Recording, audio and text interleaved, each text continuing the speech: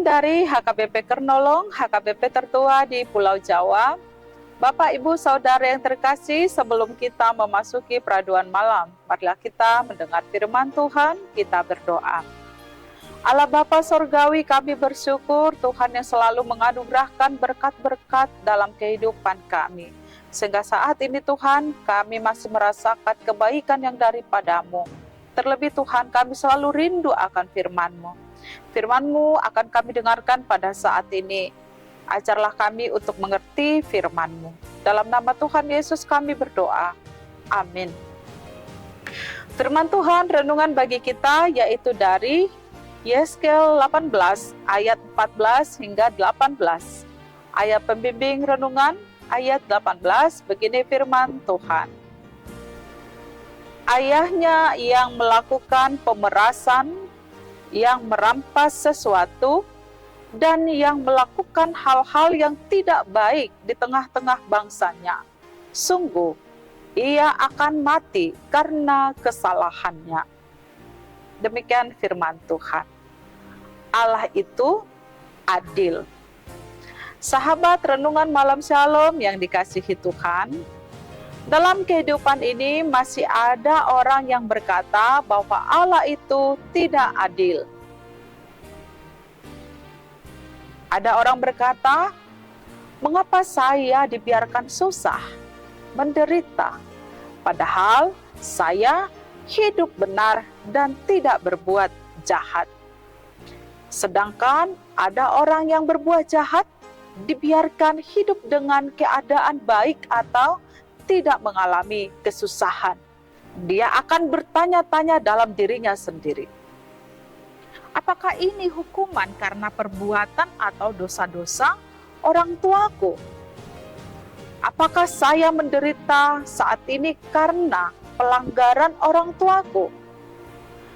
Pengertian ini sama seperti apa yang dipahami oleh umat Tuhan dalam nas renungan ini. Kita melihat di sini, rupanya umat Tuhan pada saat atau di tengah-tengah pembuangan, mereka percaya bahwa mereka dihukum karena dosa-dosa para leluhur mereka atau dosa ayah orang tua mereka, yaitu ayah yang suka melakukan pemerasan, menipu, merampok, melakukan penganiayaan, dan melakukan kejahatan lainnya di tengah-tengah bangsanya. Dan karena itu menyebut Allah tidak adil.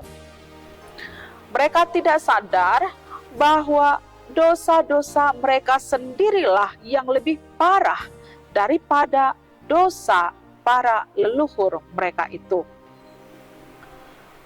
Firman ini mengajarkan bahwa setiap orang bertanggung jawab kepada Allah atas hidupnya sendiri dan atas perbuatannya sendiri. Dan bahwa setiap orang yang terus-menerus berbuat dosa akan mati secara rohani dan menerima hukuman kekal. Siapa yang berbuat dosa, ia harus dihukum. Hal ini menunjukkan sikap hati Allah yang adil. Setiap orang harus mempertanggungjawabkan setiap perbuatannya di hadapan Tuhan. Orang yang berbuat dosa, dialah yang harus mati.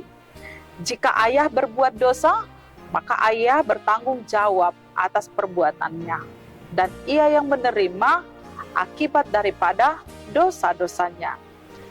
Tidak diturunkan kepada anak. Dan sebagai anak, ketika melakukan dosa, dia juga sebagai anak bertanggung jawab atas perbuatannya dan menerima hukuman akibat dosanya.